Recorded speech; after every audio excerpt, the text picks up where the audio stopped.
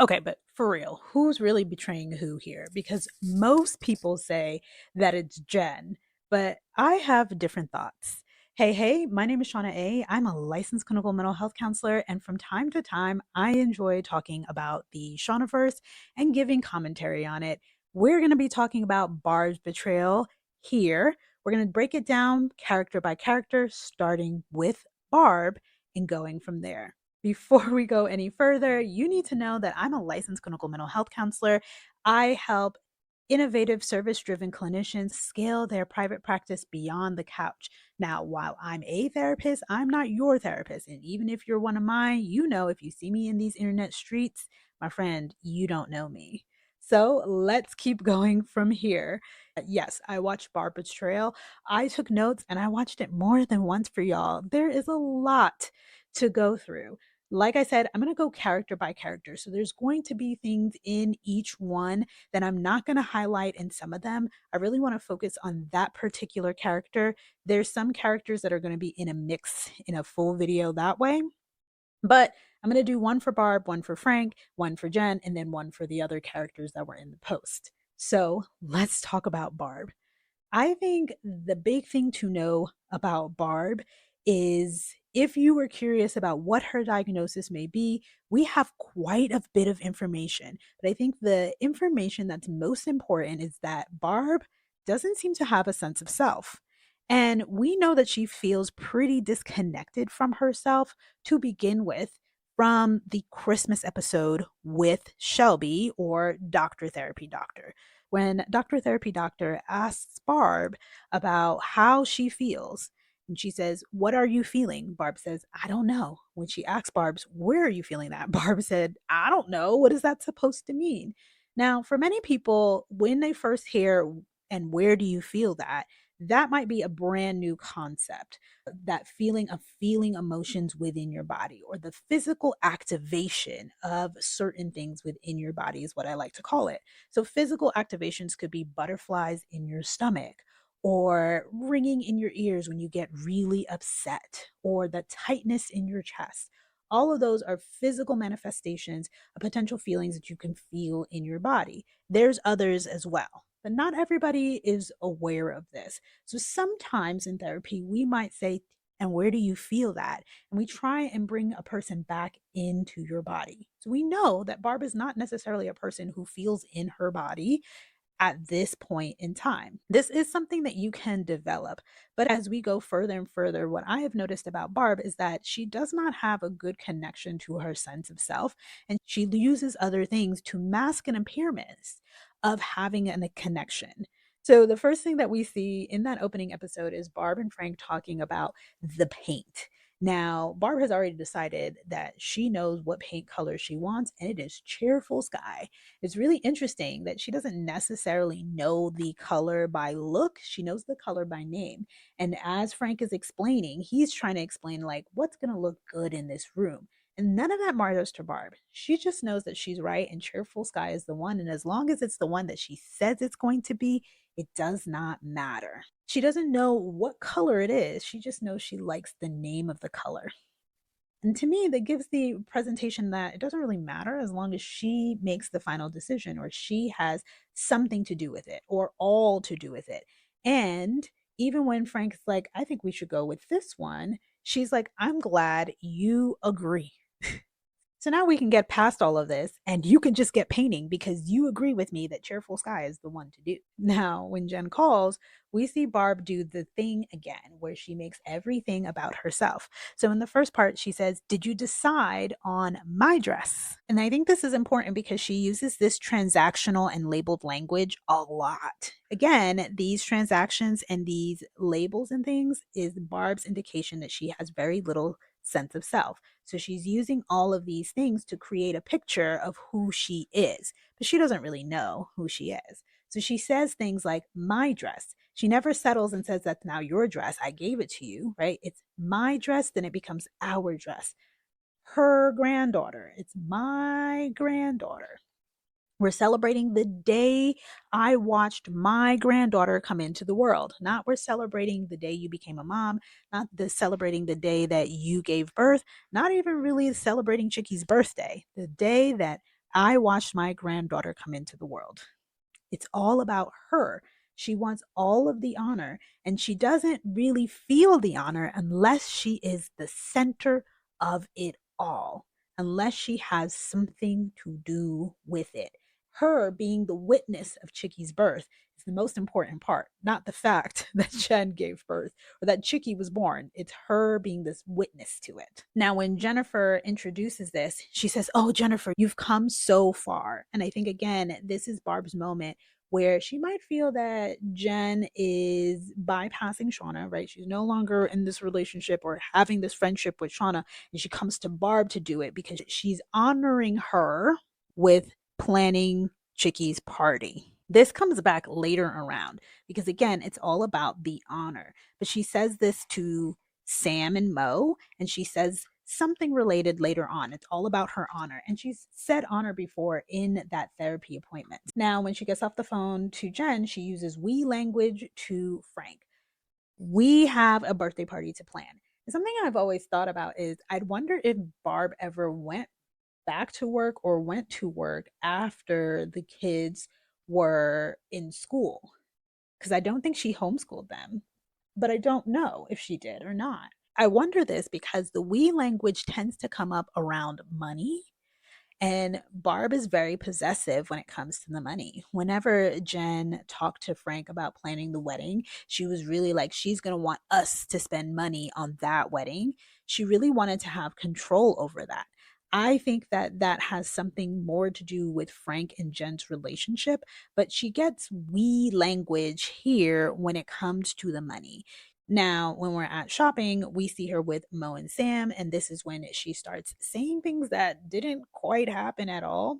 Me and Jen have always been close. Her and Jen were close at one point in time. That was really interesting that she led with that. Then she said, Jen asked me to plan my granddaughter's birthday party. Me again. Jennifer was very adamant. Mommy, you throw such amazing parties. She's really laying this on thick. Jen really wanted to honor me with this moment. And Mo and Sam are really cool in the sense that they both are somewhat disconnected with their parents. We know that Sam still has contact with her mother, but Mo is no contact. And we know that because Mo has met John, and she is the one that talked to John about being no contact. Remember, they went for coffee. Now, I thought something was really interesting because Mo says, we all evolve, I guess. And Barb says, even Nora, please. And I thought that was really cool because here Nora is coming up in Barb's mouth. She's not even evolved. She's not even around. She's off living her life, enjoying pickleball. And Barb is here saying, Nora can evolve. When really, we all know that Barb is the one that's having a really hard time evolving. So I thought that was a really cool thing to kind of throw in there. There's a lot of like these little ironic statements that Barb makes that kind of just come full circle in this episode. This is the first time that we actually hear Barb make these little quasi, semi, like interesting concept apologies, if we want to even call it that. So she says to Sam, I'm so disappointed about the last dinner we had. It was a shame it took such a dramatic turn. So, not taking any accountability, not taking any involvement in what she did to contribute to that dinner. She's placing all of the blame on Nora. It's always everybody else's fault. It doesn't have anything to do with her, and she will never admit to what she does. Then she goes back to herself. It's not every day the grandmother gets to plan the first birthday party. And the whole conversation, she's just balancing blame, constantly putting it back on Nora. And then she says Nora is incapable of civility. She says her and Jen don't get along. And that's why Nora is not invited. Not necessarily, I don't want Nora there, because I think she does want Nora there. But again, it's being able to use Nora again later. I'm not going to say anything bad to Nora. I'm even going to quasi apologize so that if I need to pull Nora back in, she can. And the reason why she can't come to this is because she's not invited because she doesn't get along with Jen. But then she also says she's incapable of civility. So it has nothing to do with Barb. It's everybody else but her. Then she runs into Piper and Mama D, and I just love Mama D's control. I'm going to say something and we're going to swing right back around to it. But if you think about it, Mama D is one of the only characters who actively works to protect John. And she does it here again. She protects John's wishes and she protects John's privacy. I'm not going to say anything to you. That's not my place. Yes, he's doing fine. She keeps it cool and she keeps it moving. She protects Piper. She has Larry take Piper someplace. She even corrects her when she says her name is Piper. And she says, well, I call her this. And then she comes back and she says, that's rude. Now, I think it's also very interesting because Barb only does that in front of other people. We very rarely see her attempt to call Piper Charlotte in front of John and Shauna. And the same thing with Chickie. And she only does this in front of other people. And I think this is her testing to see what she can get away with. Mama D is also very cool in the sense that she actually listens to what Barb says and she calls her out on what she says. There's another character that does that really well, but we'll get to that. When Barb says, it's not like I'm going to kidnap her, and Mama D is like, why would you say that? And she was like, it's comical, sheesh. And she says, well, that makes me think that you want to do that. Like, why would you say such a thing? So it's these little things that like Mama D is kind of calling her out and being like, do you hear yourself speak, girl? Like, what you actually talking about right now? There's only one other character that I've really seen like say, like, I'm actually listening to what you say. I hear you and I'm calling you out on that literal thing that you just said. Why would you say that? Now, we'll get to that in a little bit. But Barb does say something back to Mama D when she says, like, how much space, all of this. She goes, but my grandson, when she asks about if John's going to be there. And Charlotte doesn't even know me. And I think it's really interesting because we go back to if Barb had her way, she would really have the connection that she wants with Max. And Piper is there, but I think she just wishes that Piper knew her so that she can manipulate her, not necessarily have the connection that she wants. She would rather have the connection with John, but she'll take Jen because she can manipulate Jen. She would rather have the connection with Max, but she would like it if Piper knew her because then she can figure out how to manipulate Piper. It's about having the honor again. And she's sad about Max because Max likes his Grammy. Grammy does things out of her manipulation in order to gain Max's favor. Remember the Ultimate Garage set. Going back to when Barb calls Jen, because now she wants her contacts. And I think that it was really smart that Jen did not give Barb her contacts. But Barb says this little thing about Greg. And I think this is again trying to keep Jen in her favor, trying to pull Jen into her side. She says, oh, you need to nip that in the bud. You need to gain control of your man. What do you mean he doesn't know who to invite? And Jen counters that. Every time that we see Jen communicate with Barb, we see her become more and more duress. And I think that's important. I'll talk about that when I talk about Jen. But I think that Jen already came to Barb in a state of distress. And as she begins to talk more and more, she gets more and more upset. We hear her become more and more heightened. And she's trying to be stern with her. What are you talking about? The birthday's on this date. We've talked about the date. Barb's trying to change it. She wants to come over on Chickie's birthday. And I think that it's really cool that Jen was like, hey, no, we're going to do it on this day. I don't think anything is wrong with Jen not wanting to have Barb around on Chickie's actual birthday. She really may have just wanted that to be her, Greg, and Chickie and invited John over. It may have been so that she could have like a moment with her and John. Whatever it was, it made sense to me because lots of people are like, I'm going to have this little moment with my kids. Like, we're going to have us, the family we created, and then we bring back in the family later on.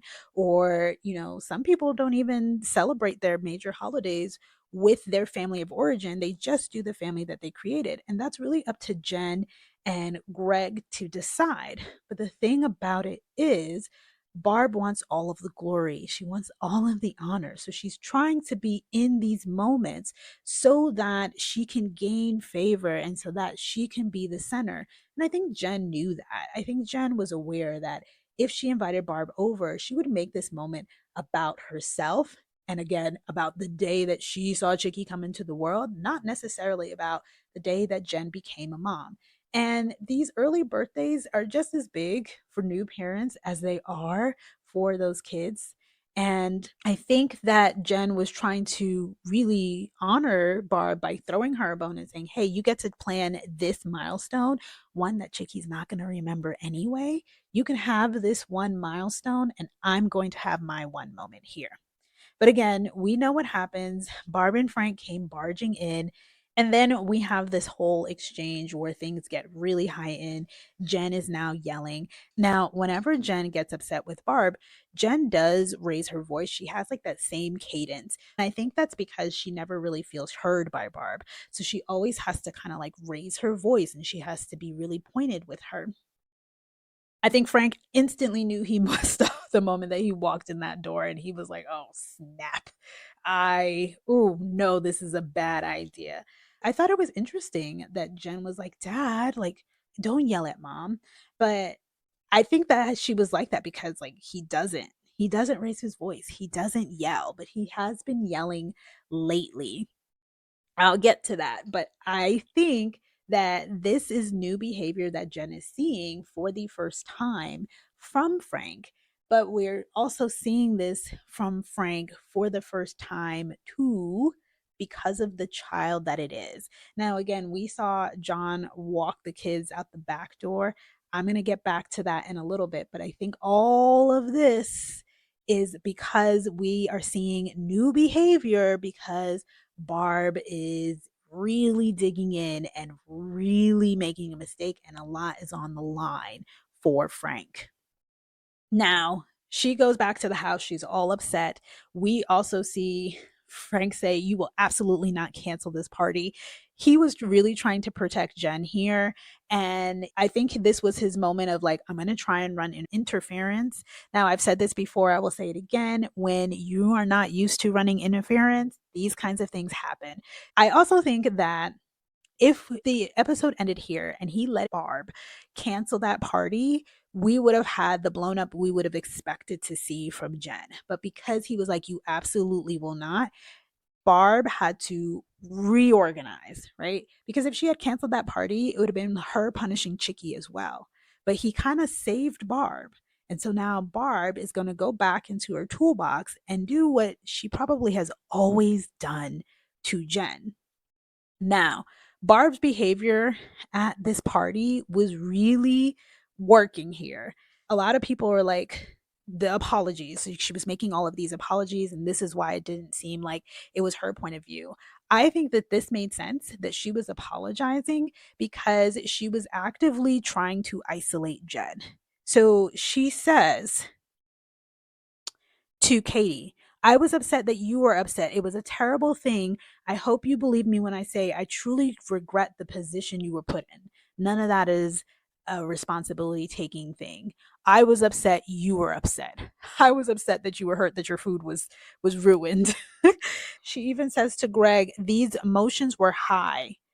I don't think the right decision was made. And Jen steps in and she takes it. She would have taken that as an apology, but we see that she's actively ignoring Jen. She's also befriending everybody and giving everybody jobs.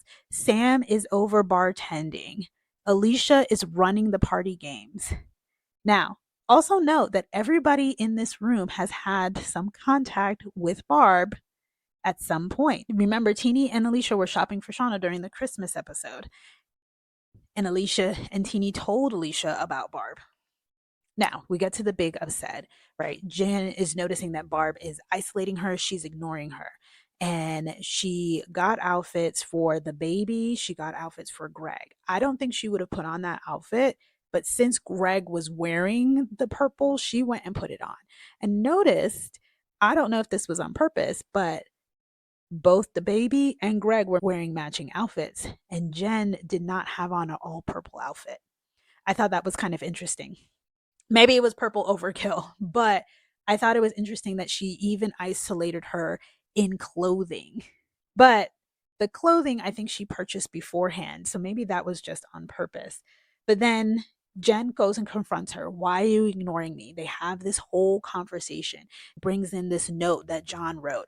I secretly believe that John did write something, but he wrote something that to include Barb, and Barb is just not telling Jen because she's attempting to manipulate Jen to do what she wants. Then she says, you better not act up because it's not fair to me, it's not fair to Chickie, and it's not all fair to all those people that show up. That was such a I'm the boss, I'm in control. Other things that she said that I caught wind of is there would be no sides if you were on my side. If it was you and me against John, we wouldn't be in this predicament. And this is important because it's true. If Jen did not have a problem with Barb, if Jen was not hurt or pained with Barb, Frank would not be acting the way that he is. Frank, I believe, would be okay with losing John. Once Jen starts becoming upset, that's when we see Frank start going rah, rah, rah. Think about it. It is not until Thanksgiving where we start to see Frank really hype it up. And it is because Jen walks out. I feel a little bit like Barb is jealous of Jen because Frank will side with Jen. Nobody sides with her. And that Frank is willing and able to do things with Jen. He connects well with Jen. They painted together and colored together. Jen was in the pretty stuff and Frank was too. That was their connection. And obviously Frank and Barb no longer have fun, right? They stopped having fun once the kids came along, but she sees him being able to have a connection and have fun with his child, Jennifer. Now we have that big moment. The party's over. Barb explodes over the paint. And I think this is where the actual betrayal came in. The betrayal was about Frank purposely lying so that he can paint the color that he wanted because it was the better color. And Barb being actively upset with this. Then she says, the thing, and that's where it picks up with the therapist. Now, we see that the therapist is like, ooh, we might need a little bit more to step in. And so the therapist says, I'm going to refer you to a psychiatrist. And that's when we also see Barb trying to backtrack. Oh, I don't know what that means. I'm just saying that. She actively uses threats to attempt to get her way. It works somewhat with Jen.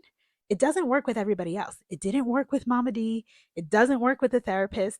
And she, again, says, nobody's listening to me. Everybody's being mean. Nobody's on my side.